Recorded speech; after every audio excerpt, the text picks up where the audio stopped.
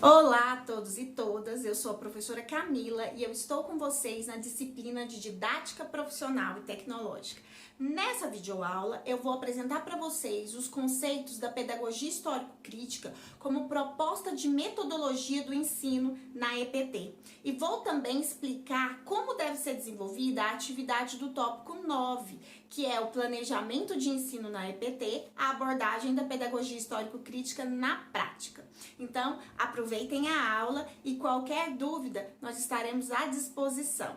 Abraços! Eu trago para vocês uma perspectiva de didática para atuação na EPT, né? Que não vai ser focada só naquela vertente ali da didática profissional francesa, mas algo que foi desenvolvido aqui no Brasil, que muitos já ouviram falar, que é a pedagogia histórico-crítica, né, de Saviani.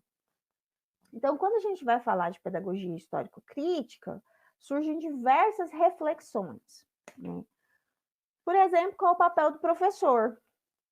E aí, para vocês já estudaram aí as teorias educacionais, aqui nesse curso eu sei que vocês já estudaram em outras formações que vocês devem ter tido, então não é algo novo.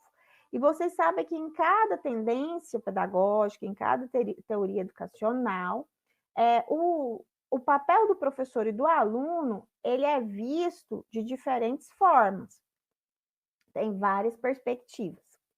E com o avanço tecnológico, né, das tecnologias digitais de informação e comunicação, ultimamente o papel do professor ele vem sendo muito questionado, porque hoje todos nós temos acesso rápido a uma grande quantidade de informações. Se você ficou com dúvida de alguma coisa, você vai lá no Google e pesquisa e com certeza você vai ter a resposta. Você quer aprender alguma coisa, você vai no YouTube e coloca lá como fazer isso, ou até mesmo pedagogia histórico-crítica, e vai aparecer lá uma série de cursos, de palestras, de tudo que você imaginar sobre a pedagogia histórico-crítica, ou sobre o tema que você vai estar procurando. Então, o acesso à informação, ele está sendo amplo, aberto e direto, né? A gente não precisa ficar perguntando para uma outra pessoa ou indo até uma biblioteca pesquisar num determinado livro para descobrir o que é. Então, você entra no Google, você entra no YouTube, você entra em qualquer outro site de busca, que tem diversos, né? Diversas plataformas tecnológicas aí, e consegue acesso a essa informação. E aí, diante disso, dessa revolução tecnológica, começa a se questionar, mas e o papel do professor? E o papel da escola? E a escola vem acompanhando esse processo aí de avanço tecnológico, digital, qual seria? Né? Será que os professores são dispensáveis? Será que nós somos dispensáveis? Será que não é necessário mais a nossa atuação? Só a tecnologia, ela já é suficiente? Né? E aí, a pedagogia histórico-crítica, ela vem como uma teoria que ela valoriza o papel do professor.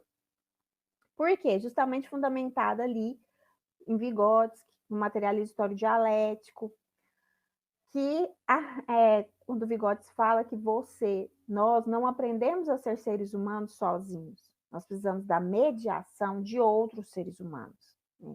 E aí a importância do professor no processo de apropriação dos conhecimentos pelos estudantes. É importante que haja uma mediação. É importante que tenha uma pessoa que vá entrar em contato com esse estudante, vai interagir com esse estudante e vai mediar esse processo de ensino-aprendizagem. E quando a gente fala de mudança na sociedade, e aí vocês podem pesquisar em diversas plataformas, quais vocês quiserem, sempre que a gente fala de mudança na escola, mudança na educação, mudança na sociedade, o professor, ele sempre é questionado, ele sempre entra em jogo. Ou seja, o professor ele tem um papel fundamental ali na educação.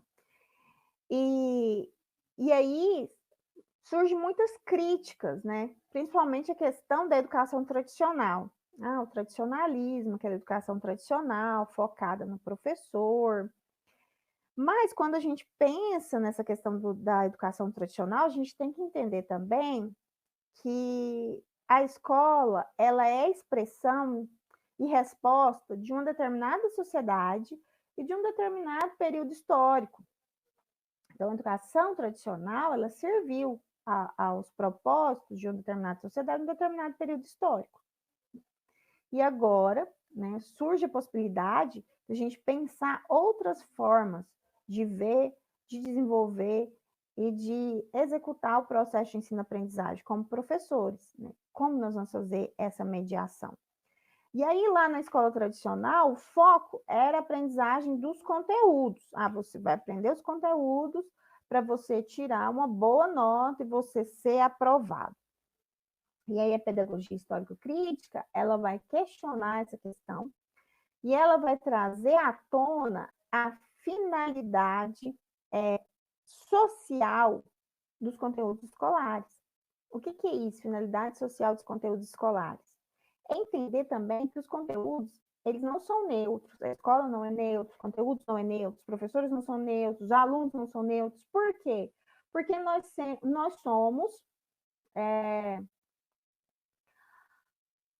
somos todos resultantes de um processo histórico. Todo mundo tem a sua história, todo mundo vem de um determinado contexto. Então, diante disso, nós não somos neutros. Nós temos a nossa história, nós temos a nossa realidade social, econômica, cultural, e quando a gente entra na escola, seja professor, seja aluno, a gente leva todas as concepções que nós aprendemos ao longo da vida.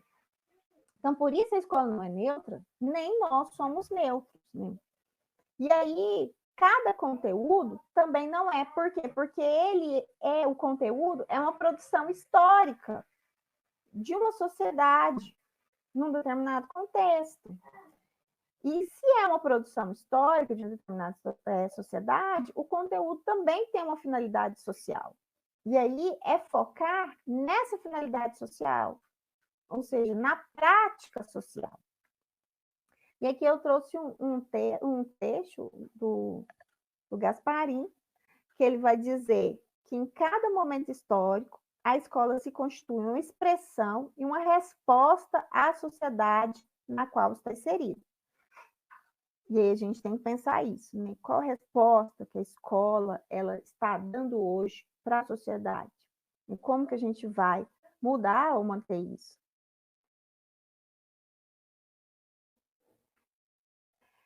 Então, pensando nessa questão da pedagogia histórico-crítica, da finalidade social dos conteúdos escolares, como que vai ser a relação entre o professor e o aluno? A gente sabe, vocês já estudaram sobre isso, que as tendências pedagógicas, elas têm uma visão ou de focar o processo de ensino-aprendizagem no professor como figura central, que é o caso da tradicional, ou no aluno, né? O aluno entra como centro do processo de ensino-aprendizagem, que seria, por exemplo, a tendência da escola nova. Mas na pedagogia histórico-crítica, há uma relação de interação do professor e do aluno. Então, os dois são coautores do processo de ensino-aprendizagem. Então, os dois têm responsabilidade de construção desse conhecimento, de apropriação desse conhecimento, através da mediação social e através do diálogo. Então, o foco não está só no professor, nem só no aluno, mas nos dois, na interação entre ambos, no diálogo, na construção social. E aí, o indicador de aprendizagem vai ser o domínio teórico desse conteúdo e o seu uso pelo aluno. Então, isso é uma finalidade social. Como que o aluno vai usar esse conteúdo que ele se apropriou? Então, a gente tem que pensar isso. Não é só eu simplesmente colocar o aluno em contato com um determinado conteúdo, como se esse conteúdo fosse totalmente neutro, né? O conteúdo ele é neutro e deixar por isso mesmo. Então, na pedagogia histórico-crítica, quando a gente pensa em finalidade social do conteúdo, a gente pensa no uso que esse estudante vai fazer socialmente desse conteúdo, desse conhecimento que ele se apropriou. E aí o conhecimento escolar, ele passa a ser teórico e prático. Na pedagogia histórico-crítica, a gente entende, né, que a apropriação teórica ela é fundamental para a compreensão e transformação da realidade. Então, não é desvalorizar essa apropriação teórica de forma alguma, mas associar a teoria à prática. E aí, para que a gente consiga chegar na finalidade social desse conteúdo, que a gente consiga chegar nessa transformação da realidade, e aí, quando eu falo transformação da realidade, é como eu disse anteriormente, eu não estou falando somente, porque, é claro, nós temos isso como horizonte, de transformação da sociedade como um todo, né? É claro que a gente quer isso, essa transformação da sociedade como um todo. Mas estamos falando da transformação da realidade daquele aluno, daquele estudante que está ali dentro da sala de aula. E para que isso aconteça, é importantíssimo que nós tenhamos uma contextualização dos conteúdos em todas as áreas do conhecimento. Então, os conteúdos, eles têm que ser compreendidos como uma produção histórica de como os seres humanos conduzem suas vidas em relações sociais de trabalho e em cada modo de produção. Então, os conteúdos não são neutros, são produções históricas de como seres humanos eles vão conduzir a sua vida e suas relações sociais de trabalho dentro de um determinado modo de produção. Então, esses conteúdos, eles devem ser contextualizados, né? Contextualizados em todas as dimensões. E aí a gente está falando de contextualização nas dimensões científicas, históricas, econômicas, ideológicas, políticas, culturais e educacionais. É fácil? Não, não é fácil. Né? Você fazer um planejamento desse, você pensar uma aula dessa, não é fácil. Então, é necessário pensar, é necessário refletir para que a gente possa, de fato, construir um plano de aula, colocar em prática essa perspectiva. E todas essas dimensões que a gente pensa aí, as científicas, históricas, econômicas, ideológicas, políticas, culturais, educacionais, elas devem ser aprendidas no processo de ensino-aprendizagem. E por que tem que ter essas dimensões? Quando a gente vai preparar o conteúdo que nós vamos levar ali para a sala de aula. Porque quando a gente fala de totalidade, e desde o início eu estou falando disso, que a IPT é voltada para a totalidade das ações humanas, é necessária uma formação unilateral, e lá o pleno desenvolvimento da pessoa humana, como o artigo 205 traz. Então, a gente tem que pensar os conteúdos nessas dimensões para realmente compreender esse conhecimento diante das suas múltiplas faces no contexto social. E não pensar só uma dimensão, mas todas, seus múltiplos determinantes, dentro desse contexto social. E aí, pensando dessa forma, a gente entende o quê? Que o conteúdo ele não é linear, ele possui contradições e ligações com diversos outros conteúdos, né? E aí a gente entra naquela perspectiva ali da multidisciplinaridade, que é necessário, que é defendida, que é buscada, a interdisciplinaridade, né? que é o foco hoje. Então, a pedagogia histórico-crítica traz essa contribuição para que a gente possa colocar em prática essa interdisciplinariedade. E pensando nisso, a gente chega na apreensão crítica das diversas dimensões da realidade. Porque a realidade ela não é simples, ela não é neutra, mas ela é formada de múltiplos determinantes. Então, os conteúdos também são, porque eles fazem parte de uma determinada sociedade, no determinado contexto social, histórico e econômico. Então, ele tem múltiplas dimensões que devem ser pensadas quando a gente está ali num processo de ensino-aprendizagem.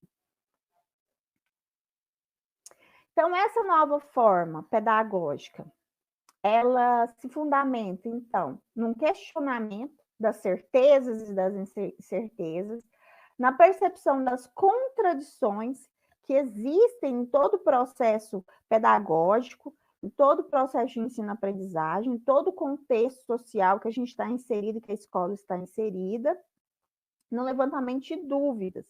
Então, vai estar girando em torno disso, a contradição, questionamento, dúvida, certeza e incerteza. Por isso que o ponto de partida é a prática social. O que é essa prática social? É a realidade social, né? A realidade na qual o estudante está inserido. Então, o estudante está inserido ali naquela realidade e ele vai vir com questionamentos dessa realidade, dúvidas dessa realidade, ele vai apresentar certezas e incertezas dentro dessa realidade, vai ter as contradições dessa realidade. Então, tudo isso tem que ser percebido para que a gente possa ter como ponto de partida essa prática social, essa realidade social, para a gente ter uma leitura crítica dessa realidade, para apontar uma nova forma de pensar e de agir.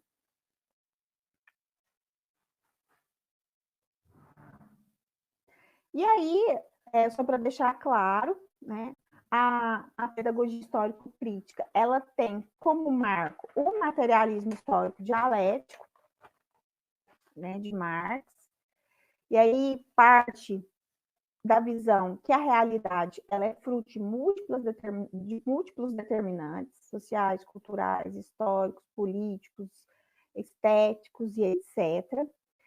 E aí, nesse contexto, a gente tem uma síncrese, né, que é a visão caótica do todo, e a gente parte dessa síncrese, que seria essa visão inicial que nós temos do todo, passamos um processo de análise, que aí vai ser um processo de teorização, que você vai buscar um suporte teórico para desvelar, explicar, descrever essa realidade, que vai levar a uma abstração, que é a apropriação crítica dessa realidade,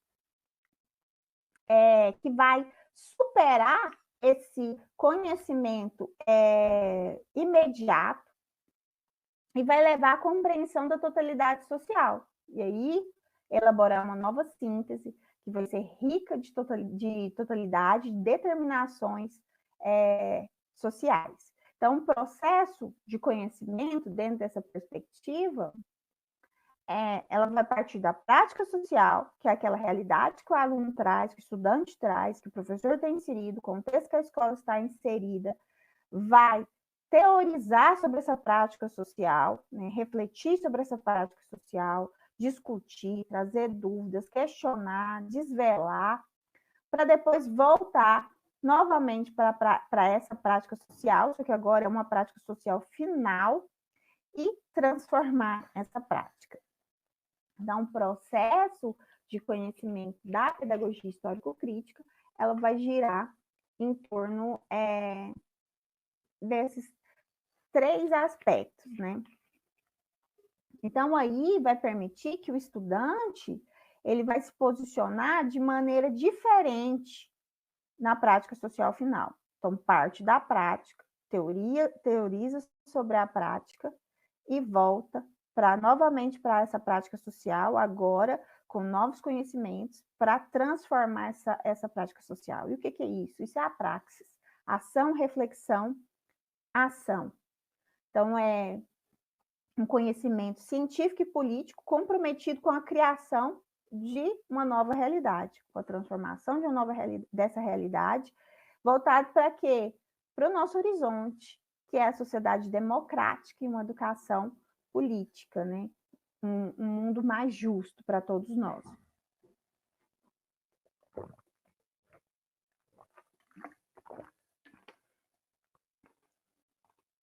Então, continuando, essas fases, né, de prática social, teorização, reflexão, análise e voltar para a prática social final, vão se desdobrar em 5 passos da pedagogia histórico-crítica. E aí, esses passos são os passos que vocês vão usar para operacionalizar, para colocar a pedagogia histórico-crítica em prática. E aí, gente, lembrando que a pedagogia histórico-crítica, ela é uma teoria, uma tendência complexa. Então, hoje aqui eu estou fazendo um panorama, trazendo algumas questões, levantando algumas questões, mas de maneira alguma eu estou falando tudo sobre a pedagogia histórico-crítica. Então, quem se interessar depois, tem vários artigos, livros publicados, tem cursos sobre a pedagogia histórico-crítica oferecidos virtualmente pela Unicamp, né, na plataforma do YouTube. Então, vocês podem pesquisar, vocês podem se aprofundar, tá bom? Então, de forma alguma, eu estou reduzindo a pedagogia histórico-crítica exclusivamente a isso que eu estou tratando aqui com vocês hoje. Então, eu estou aqui numa aula síncrona, que tem um determinado objetivo, que é de apresentar essa proposta para vocês, então, de fazer uma introdução, para que vocês possam entender essa proposta, né, e colocar em prática numa atividade específica que está lá no Moodle, de um curso específico, que é o de especialização que vocês estão cursando, tá bom? Então, quem quiser se aprofundar, tem outros canais, tem outros materiais, tem outras fontes que é necessário. Tá bom? Então, não entendam que eu estou fragmentando ou reduzindo a pedagogia histórico-crítica a apenas isso, ou apenas esses passos. Mas, para que vocês possam compreender, né, desenvolver o que é proposto dentro dessa disciplina e dentro desse curso de especialização, é importante vocês conhecerem os 5 passos da pedagogia histórico-crítica, que é a prática social inicial do conteúdo, a problematização, a instrumentalização, a catarse e a prática social final. A prática social inicial do conteúdo é basicamente o que os alunos já sabem sobre o tema. Ou seja, o que eles trazem de conhecimento a respeito daquele conteúdo. O que eles já ouviram falar sobre isso na família, na televisão, viram na internet. O que eles sabem? Então, você, professor, vai partir desse conhecimento. É claro, você vai ter um roteiro da sua aula, vai ter os objetivos, aquilo que você quer atingir, né? Mas você vai ter uma conversa para partir daquilo que esses alunos já sabem.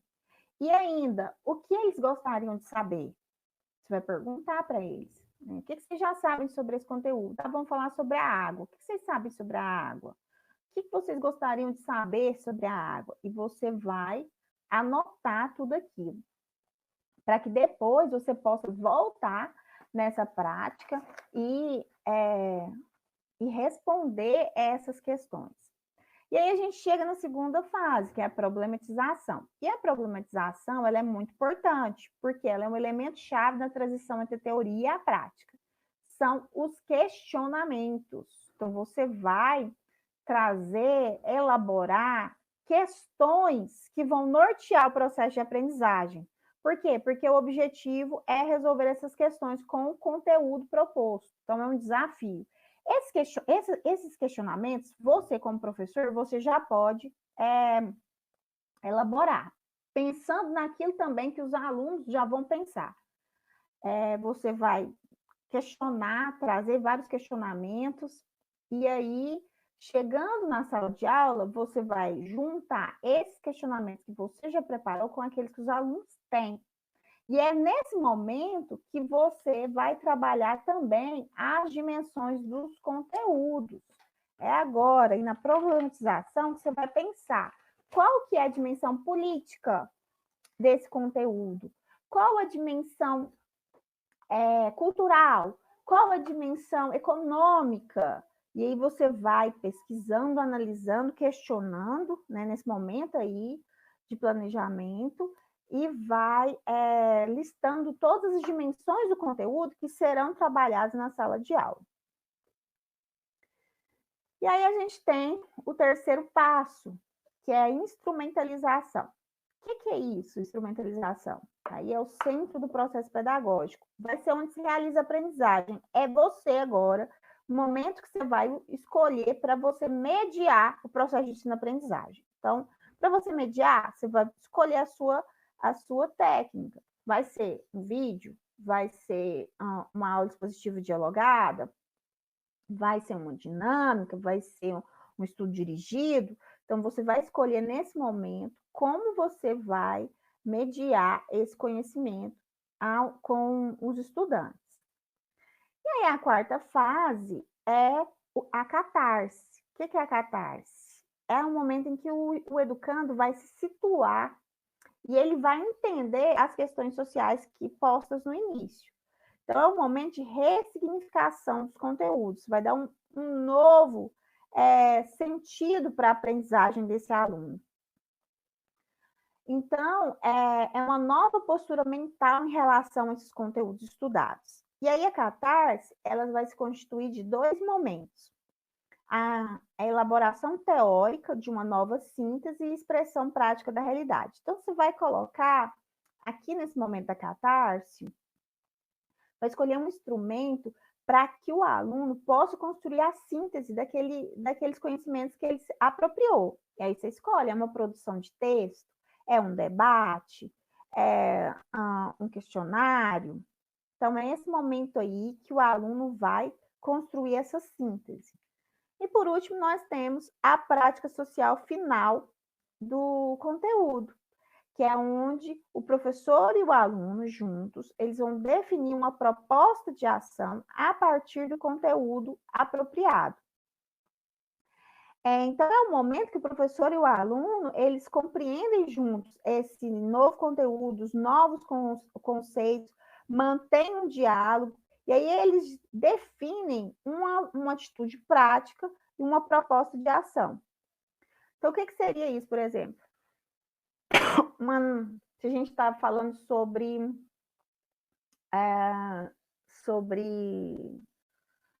a água, né? Uma nova atitude prática. É necessário economizar água. Proposta de ação. Não demorar no banho, né? Escovar os dentes e fechar a torneira. Então, juntos, vocês vão construir essas novas atitudes e essas propostas de ação para que, de fato, o aluno possa colocar aquele conhecimento, aquele conteúdo que ele aprendeu em prática na vida social dele. E isso é a finalidade social dos conteúdos. Então, esses são os 5 passos da pedagogia histórico-crítica. E aí a gente entra, né, na atividade, que já está lá no Moodle para vocês desenvolverem, que após ler o texto, assistir os vídeos, vocês deverão elaborar um plano de aula de uma disciplina para os alunos da EPT. Aí qualquer disciplina, qualquer ano, na perspectiva da pedagogia histórico-crítica, de acordo com as orientações do Moodle, de acordo com essa aula, e o formulário editado que já está lá no Moodle, tá? Então, nesse plano é importante isso. Olha, eu sei que a maioria de vocês já são professores, já atuam, então já devem ter planos de aula prontos, mas não é essa a proposta. A proposta é a construção de um plano de aula na perspectiva da pedagogia histórico-crítica. Então, para construir um plano de aula na perspectiva da pedagogia histórico-crítica, vocês têm que ter os 5 passos, tá? Tem que pensar em toda essa questão. E aí, eu trouxe mais um trecho do livro do Gasparim, que diz o seguinte: os conteúdos não devem ser apropriados como um produto fragmentado, neutro, anistórico, mas como uma expressão complexa da vida material, intelectual dos seres humanos de um determinado período da história. Os conhecimentos científicos necessitam ser reconstruídos em suas plurideterminações, respondendo de forma teórica e de forma prática aos novos desafios propostos. Então, muito obrigada, pessoal.